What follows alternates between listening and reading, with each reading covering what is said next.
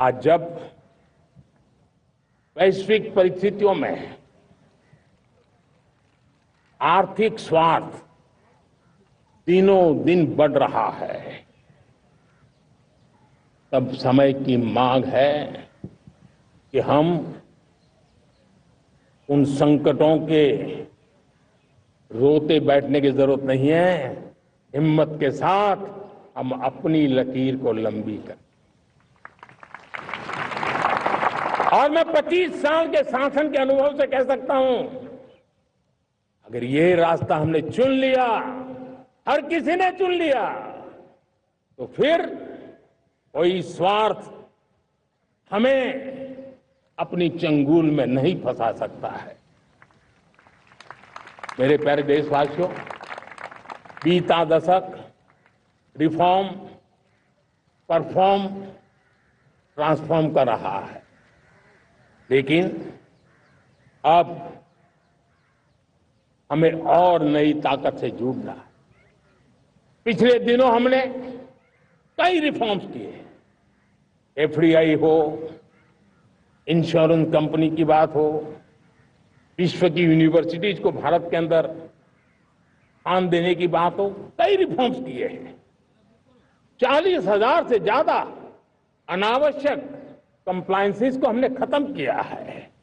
इतना ही नहीं, 1500 से अधिक पुराने कानून जो बाबा आदम के जमाने के थे, उन सबको हमने खत्म कर दिया है। हमने दर्जनों कानूनों को सरल करने के लिए संसद में जाकर के जनता के हितों को सर्वोपरि रख करके बदलाव किए हैं। इस बार भी हो हल्ला के बीच लोगों तक बात पहुंची नहीं होगी, लेकिन एक बहुत बड़ा रिफॉर्म इनकम टैक्स एक्ट में हुआ है। करीब 280 से ज्यादा धाराएं हमने समाप्त करने का निर्णय किया है। और साथियों, सिर्फ आर्थिक मोर्चे पर ही रिफॉर्म नहीं, हमने नागरिक के जीवन को भी आसान बनाने के लिए रिफॉर्म किए। इनकम टैक्स रिफंड की बात हो, रिफॉर्म का परिणाम है। फेसलेस असेसमेंट की बात हो, रिफॉर्म का परिणाम है। 12 लाख तक आज इनकम टैक्स से मुक्ति दे देना, देश का जो भविष्य बनाने में उत्सुक है ऐसा मेरा मध्यम वर्ग का परिवार आज पुला नहीं समा रहा है। कभी किसी ने सोचा नहीं था कि 12 लाख रुपए तक का इनकम टैक्स पर जीरो कर दिया जाएगा। आज कर लिया है। जब देश का सामर्थ्य बढ़ता है तो देशवासियों को लाभ मिलता है। अंग्रेजों के जमाने से दंड संहिता में हम दबे पड़े थे, दंड का भय दिखा करके जीवन चल रहा था। 75 साल आजादी के ऐसे ही गए। हमने दंड संहिता को खत्म कर दिया, न्याय संहिता को ले आए हैं। न्याय संहिता में भारत के नागरिक के प्रति विश्वास का भाव है। भारत के नागरिक के अंदर अपनेपन का भाव है, संवेदनशीलताओं से भरा हुआ है। हमने रिफॉर्म की यात्रा को तेज करने के लिए बीड़ा उठाया। हम बहुत तेजी से आगे बढ़ना चाहते हैं। मैं चाहता हूं देशवासियों, देश के लिए कर रहा हूं, मैं मेरे लिए नहीं कर रहा हूं, किसी का बुरा करने के लिए नहीं कर रहा हूं। मेरे राजनीतिक दल, मेरे प्रतिस्पर्धी साथी भी देश की इस उज्जवल भविष्य के लिए आगे आए, हमारा साथ दें। स्ट्रक्चरल रिफॉर्म्स की बात हो, रेगुलेटरी रिफॉर्म्स की बात हो, पॉलिसी रिफॉर्म की चर्चा हो, प्रोसेस रिफॉर्म की चर्चा हो, प्रोसीड्यूरल रिफॉर्म्स करने की जरूरत हो, हर प्रकार के रिफॉर्म्स ये आज हमने मकसद बना करके चले हैं। और मेरे प्यारे देशवासियों, नेक्स्ट जनरेशन रिफॉर्म्स के लिए हमें एक टास्क फोर्स गठित करने का निर्णय किया है। ये टास्क फोर्स समय सीमा में इस काम को पूरा करे। वर्तमान नियम, कानून, नीतियां, रीतियां 21वीं सदी के अनुकूल, वैश्विक वातावरण में अनुकूल और भारत को 2047 में विकसित राष्ट्र बनाने के संदर्भ में नए सिरे से तैयार हो। और उसका समय सीमा में अपना कार्य पूरा करने के लिए इस टास्क फोर्स की रचना की है। साथियों, ये रिफॉर्म के कारण जो नए लोग अपना भविष्य बनाने चाहते हैं उनको तो हिम्मत मिलेगी। हमारे स्टार्टअप्स हो, हमारे लघु उद्योग हो, हमारे गृह उद्योग हो, उन उद्यमियों को उनकी कंप्लायंस कॉस्ट बहुत कम हो जाएगी और उसके कारण उनको एक नई ताकत मिलेगी। जो एक्सपोर्ट की दुनिया में उनको लॉजिस्टिक सपोर्ट के कारण, व्यवस्थाओं में बदलाव के कारण उनको एक बहुत बड़ी ताकत मिलेगी। साथियों, ऐसे ऐसे कानून है हमारे देश में, छोटी छोटी चीजों के लिए जेल में डालने के कानून है। आप हैरान हो जाएंगे, किसी ने नजर नहीं डाली। मैं पीछे लगा हूं, ये मेरे देश के नागरिकों को जेल में बंद करने वाले जो अनावश्यक कानून है वो खत्म होने चाहिए। हम संसद में पहले भी बिल लाए थे, इस बार भी लेके आए हैं। साथियों, इस दिवाली में आपकी डबल दिवाली का काम मैं करने वाला हूं। इस दिवाली में आपको एक बहुत बड़ा तोहफा देशवासियों को मिलने वाला है। पिछले 8 साल से हमने जीएसटी का बहुत बड़ा रिफॉर्म किया। पूरे देश में टैक्स के बर्डन को कम किया, टैक्स की व्यवस्थाओं को सरल किया और 8 साल के बाद समय की मांग है कि हम एक बार उसको रिव्यू करें। हमने एक हाई पावर कमेटी को बिठा करके रिव्यू शुरू किया, राज्यों से भी विचार विमर्श किया और मेरे प्यारे देशवासियों, हम नेक्स्ट जनरेशन जीएसटी रिफॉर्म्स लेकर के आ रहे हैं। ये दिवाली के अंदर आपके लिए तोहफा बन जाएंगे। सामान्य मानवीय की जरूरतों के टैक्स भारी मात्रा में कम कर दिए जाएंगे। बहुत बड़ी सुविधा बढ़ेगी। हमारे एमएसएमई, हमारे लघु उद्यमी, इनको बहुत बड़ा लाभ मिलेगा। रोजमर्रा की चीजें बहुत सस्ती हो जाएगी और उससे इकोनॉमी को भी एक नया बल मिलने वाला है। मेरे प्यारे देशवासियों, आज देश तीसरी बड़ी इकोनॉमी बनने के लिए समय है, तेज गति से आगे बढ़ रहा है। हम दरवाजे खटखटा रहे हैं और बहुत तेजी से हम उसको अचीव भी कर लेंगे। और कोई तो दिन होगा मैं आपके बीच आकर के लाल किले की प्राचीर से ये खबर भी सुनाऊंगा।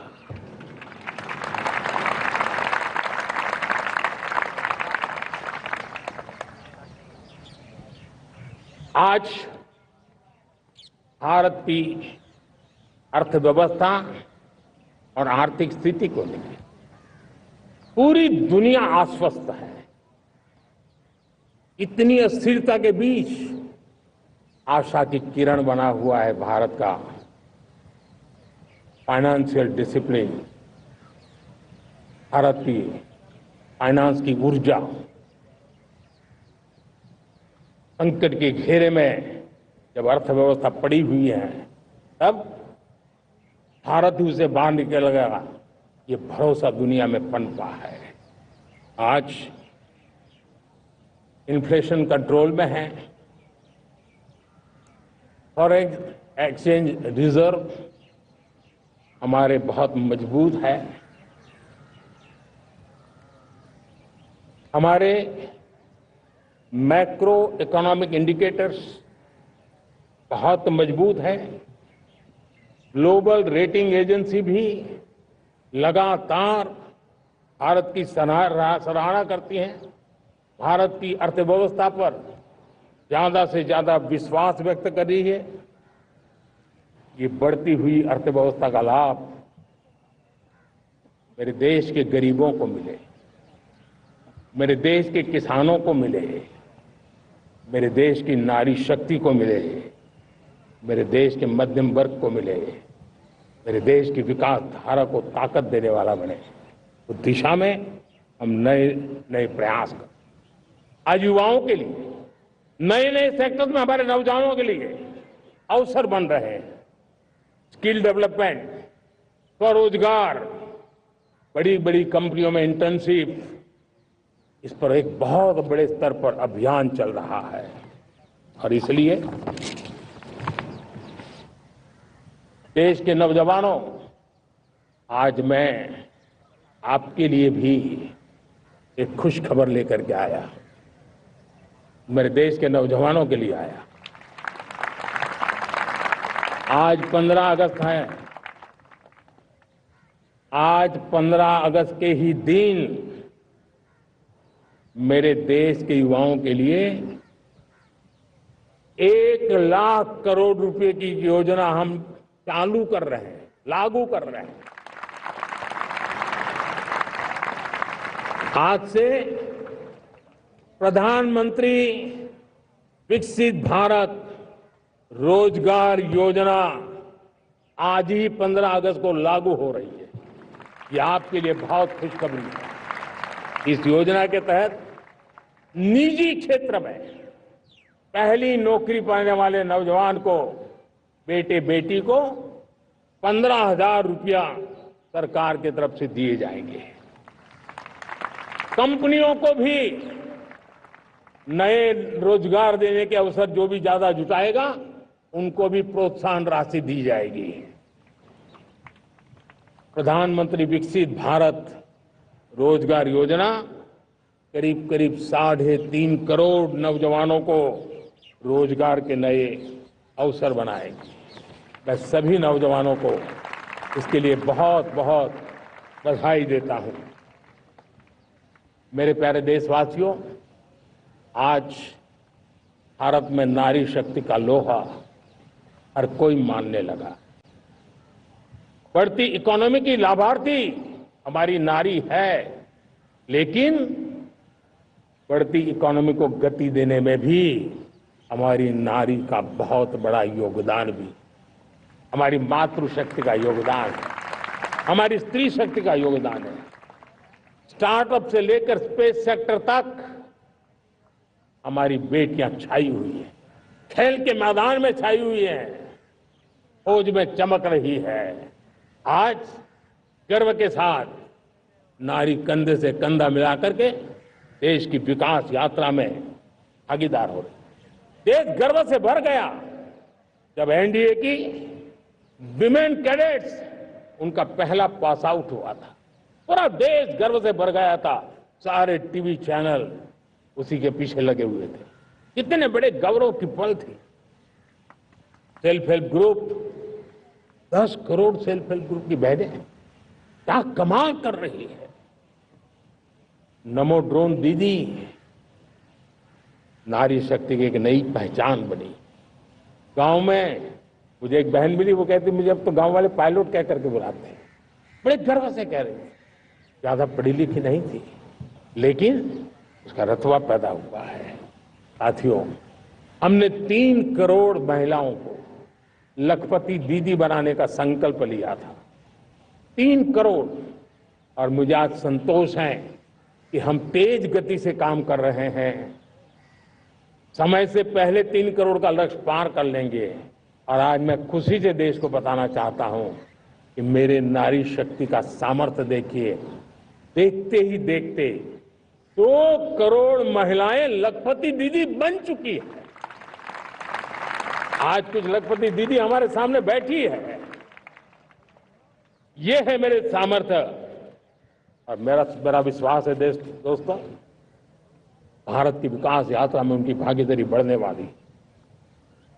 मेरे प्यारे देशवासियों, मेरे देश के किसानों का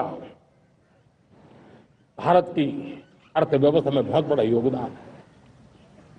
भारत के किसानों की मेहनत रंग ला रही है। पिछले साल अनाज के उत्पादन में मेरे देश के किसानों ने के पुराने सारे विक्रम तोड़ दिए। ये सामर्थ्य है मेरे देश का।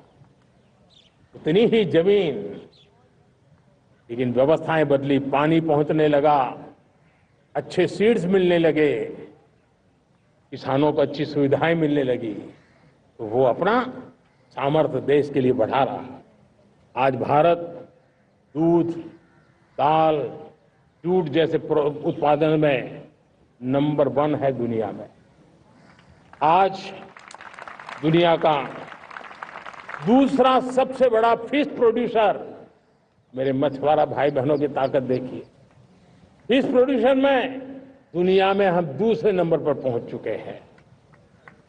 आज भारत चावल, गेहूं, फल और सब्जी के उत्पादन में भी दुनिया में दूसरे नंबर पर पहुंच चुका है। साथियों, आपको खुशी होगी, मेरे देश के किसान जो पैदावार देते हैं, आज वो उत्पादन दुनिया के बाजार में पहुंच रहा है। 4 लाख करोड़ रुपया एग्रो प्रोडक्ट का एक्सपोर्ट हुआ है। ये मेरे देश के किसानों ने भी ताकत दिखाई है। हम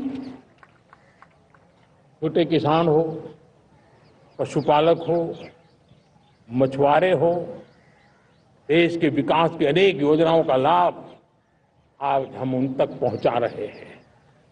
पीएम किसान सम्मान निधि हो, रेन वाटर हार्वेस्टिंग हो, सिंचाई की योजनाएं हो, क्वालिटी सीड्स हो, फर्टिलाइजर की आवश्यकता हो, हर क्षेत्र में आज और किसान को एक भरोसा हो गया है फसल बीमा का, वो साहसिक बना रहा, उसका परिणाम भी देश को मिल रहा है। जो पहले कल्पना की बात थी आज हकीकत बन गई है। देशवासियों, हमारे देश के पशुधन को बचाने के हमें कोविड की वैक्सीन मुफ्त में मिली, वो तो याद है, लेकिन हम पशुधन के लिए भी अब तक 125 डोज मुफ्त में पशुओं को लगा चुके हैं। फूट एंड माउथ डिसीज से मुक्ति पाने के लिए, जो हमारा यहाँ उत्तर भारत में उसे खुरपका मुंहपका बीमारी कहते हैं, उसे बचाने के लिए 125 करोड़ डोज हम लगा चुके हैं और मुफ्त में लगा चुके हैं। हम खेती के मामले में देश के वो जिले जहां के किसान औरों से पीछे रह गए, किसी न किसी कारण से 100 जिले ऐसे हैं जहां अपेक्षाकृत कम खेती है, और इसलिए हमने 100 जिले आइडेंटिफाई किए हैं पूरे देश में से, और वहां के किसानों को एम्पावर करना, किसानों को शक्ति देना, किसानों को मदद करने का एक अभियान चलाया है। और इसके लिए पीएम धन धान्य कृषि योजना का आरंभ किया है। पीएम धन धान्य कृषि योजना वो देश के 100 जिले जहां थोड़ी सी भी मदद कर देंगे तो वहां का किसान भी भारत के अन्य किसानों की बराबरी कर देगा। मेरे प्यारे देशवासियों, भारत के किसान, भारत के पशुपालक, भारत के मछुआरे, ये हमारी सबसे बड़ी प्राथमिकता है। भारत के किसान, भारत के मछुआरे, भारत के पशुपालक, उनसे जुड़ी किसी भी अहितकारी नीति के आगे मोदी दीवार बन के खड़ा है।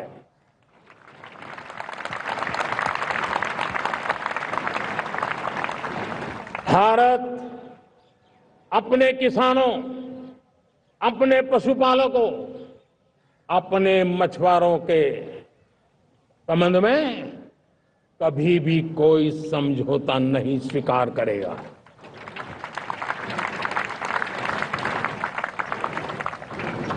प्यारे देशवासियों, गरीबी क्या होती है मुझे किताबों में पढ़ना नहीं पड़ा है, मैं जानता, सरकार में भी रहा हूं, और इसलिए मेरी कोशिश रही है कि सरकार फाइलों में नहीं होनी चाहिए। सरकार देश के नागरिकों की लाइफ में होनी चाहिए। दलित हो, पीड़ित हो, शोषित हो, वंचित हो, उनके लिए सकारात्मक रूप से सरकारें प्रोएक्टिव हो, सरकारें प्रो पीपल हो, उस दिशा में हम निरंतर प्रयास कर रहे हैं।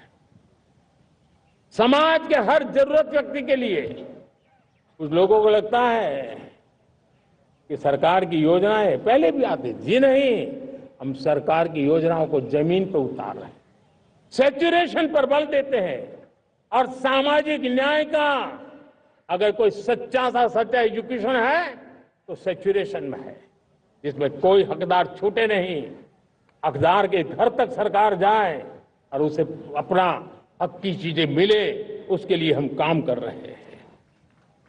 जनधन अकाउंट जो खोले गए ना, वो सिर्फ बैंक का अकाउंट सहायता नहीं है, उसे एक स्वाभिमान मिला था कि बैंक के दरवाजे मेरे लिए भी खुलते हैं, मैं भी बैंक के दरवाजे में जाकर के टेबल पे हाथ रख करके बात कर सकता हूं। यह विश्वास हमने जगाया है। आयुष्मान भारत ने बीमारी को सहने की आदत से मुक्ति दिलाने का और उनको अच्छे स्वास्थ्य के लिए मदद करने का काम, और जब हम वरिष्ठ नागरिकों को 5 लाख रुपए से ज्यादा मदद कर करके उनके आरोग्य की चिंता करते हैं, आज पीएम आवास 4 करोड़ गरीबों को घर मिलना मतलब जिंदगी के नए सपने वहां सजते हैं। वो सिर्फ 4 दीवारें नहीं है दोस्तों। रेहड़ी पटरी वालों के लिए पीएम स्वनिधि योजना, जो कभी ब्याज के चक्कर में फंसा रहता था, आज पीएम स्वनिधि से रेहड़ी पटरी वाला भी, और आपने देखा वो यूपीआई से पैसे लेता है, यूपीआई से पैसे देता है। ये बदलाव आखिरी व्यक्ति तक चिंता, लोगों की लाइफ में सरकार होनी चाहिए। उसी के कारण ये जमीन से जुड़ी योजनाएं बनती हैं और जमीन से जुड़ी योजनाएं जमीन पर उतरती हैं और जमीन से उतरी हुई योजनाएं जीवन में बदलाव लाने का एक सशक्त माध्यम बन जाती है। एक समय था गरीब हो, पीड़ित हो, आदिवासी, वंचित हो, दिव्यांग हो, हमारी विधवा माताएं बहनें हो, अपने हक के लिए दर दर भटकते रहते थे। सरकारी दफ्तरों में चक्कर लगाते लगाते जिंदगी पूरी हो जाती। आज सरकार आपके दरवाजे पर आती है, सैचुरेशन के अप्रोच को लेकर के आती है, करोड़ों लाभार्थियों को सरकारी योजनाओं का लाभ मिल रहा है। डायरेक्ट बेनिफिट ट्रांसफर एक बहुत बड़ा क्रांतिकारी काम हुआ है। साथियों, गरीबी हटाओ के नारे देश ने बहुत सुने हैं, लाल किले से भी सुने, और देश सुन सुन करके थक गया था और देश ने मान लिया था कि गरीबी हट नहीं सकती है।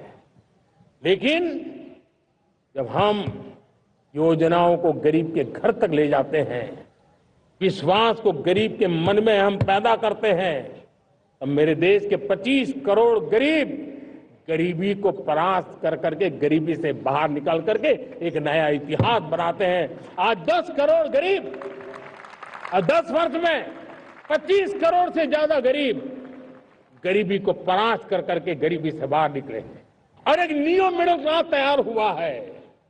मेरे साथियों, ये न्यू मिडिल क्लास और मिडिल क्लास एक ऐसी जुगलबंदी है जिसमें एस्पिरेशन भी है, एफर्ट भी है।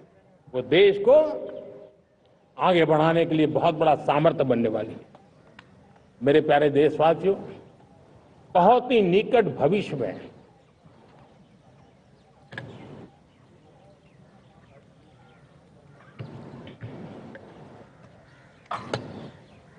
मेरे प्यारे देशवासियों, बहुत ही निकट भविष्य में महान समाज सुधारक महात्मा ज्योतिबा फुले जी की 200वीं जयंती आ रही है। हम उस जयंती के समारोह शुरू करने जा रहे हैं और महात्मा ज्योतिबा फुले के सिद्धांत, उन्होंने जो मंत्र दिए, उसमें हमारे लिए प्रेरणा है। पिछड़े को प्राथमिकता, पिछड़े को प्राथमिकता देते हुए हम परिवर्तन की ऊंचाइयों को प्राप्त करना चाहते हैं। हम इसके लिए परिश्रम की पराकाष्ठा करना चाहते हैं। हम पारदर्शी नीतियों के द्वारा पिछड़ों को प्राथमिकता ये हम धरती पर उतारना चाहते हैं, हर पिछड़े के जीवन में उतारना चाहते हैं। साथियों, रेहड़ी पटरी वालों के लिए स्वनिधि योजना हो या हमारे हुनर वाले हाथ से काम करने वाले विश्वकर्मा योजना की बात हो, आदिवासी में भी जो पिछड़े रह गए हैं उनके लिए पीएम जनधन की योजना की बात हो, हमारे पूर्वी भारत को विकास में पूरे देश के अंदर बराबरी में लाना और उनको नेतृत्व देने की दिशा में काम हो, हम सिर्फ समाज पिछड़े हो उनकी चिंता तक अटकने वाले नहीं है। जो क्षेत्र पिछड़े हैं उनको भी हम प्राथमिकता देना चाहते हैं। जो जिले पिछड़े रहे हैं हम उनको प्राथमिकता देना चाहते हैं। जो ब्लॉक पिछड़े रहे हैं उनको प्राथमिकता देना चाहते हैं। हमने 100 एस्पिरेशनल डिस्ट्रिक्ट, 500 एस्पिरेशनल ब्लॉक उसी मिशन में काम किया है। हमने पूर्वी भारत के विकास के लिए हजारों करोड़ रुपए के इंफ्रास्ट्रक्चर के प्रोजेक्ट को बल दिया है। हमने पूर्वी भारत के जीवन को बदल करके देश की विकास यात्रा में भागीदार बनने का, मेरे प्यारे देशवासियों, जीवन हर क्षेत्र में विकास होना चाहिए। विकास के लिए खेल का भी महत्व होता है और मुझे खुशी है कि एक जमाना था जहाँ बच्चे खेल में अगर समय लगाते हैं तो माँ बाप ज्यादा पसंद नहीं करते थे। आज एकदम से उलट गया है। अगर बच्चे खेलकूद में आगे आते हैं, रुचि लेते हैं, तो माँ बाप गर्व से भर जाते हैं। मैं इसे एक शुभ संकेत मानता हूं। मेरे देश के परिवार के अंदर खेल को प्रोत्साहन का वातावरण मैं देखता हूं, मेरा मन गर्व से भर जाता है। मैं इसे देश के भविष्य के लिए बहुत शुभ संकेत मानता हूं। और साथियों, इस खेल को बढ़ावा देने के लिए हमने नेशनल स्पोर्ट्स पॉलिसी कई दशकों के बाद हम देश में खेलो भारत नीति को लेकर के आए हैं ताकि एक खेल जगत का सर्वांगीण विकास का प्रयास हो। स्कूल से लेकर के ओलंपिक तक हम एक पूरा इकोसिस्टम डेवलप करना चाहते हैं, चाहे कोचिंग की व्यवस्था हो, फिटनेस की बात हो, खेल के मैदान हो, खेल की व्यवस्थाएं हो, खेल के लिए आवश्यक साधन हो, लघु उद्योगों को भी खेल के साधन बनाने में मदद करने की बात हो। यानी एक प्रकार से पूरा इकोसिस्टम हम दूर दराज के बच्चों तक पहुंचाना चाहते हैं। लेकिन साथियों, जब मैं फिटनेस की बात करता हूं, जब मैं खेलकूद की बात करता हूं, तो मैं एक चिंता भी आपके सामने रखना चाहता हूं। हमारे देश के हर परिवार को चिंता करनी चाहिए। मोटापा हमारे देश के लिए बहुत बड़ा संकट बनता जा रहा है। आने वाले वर्षों में लोग, जो पंडित लोग हैं वो कहते हैं, जो जानकार लोग कहते हैं, हर तीसरे व्यक्ति में एक व्यक्ति मोटापे का शिकार होगा। हमें मोटापे से बचना है, ओबेसिटी से बचना है। और इसलिए मैंने बाकी सब करना पड़ेगा, लेकिन एक छोटा सा सुझाव दिया था कि परिवार तय करे कि जब खाने का तेल घर में आएगा 10% कम ही आएगा और 10% कम ही उपयोग करेंगे और हम ओबेसिटी के खिलाफ लड़ाई को जीतने की दिशा में हम अपना योगदान देंगे।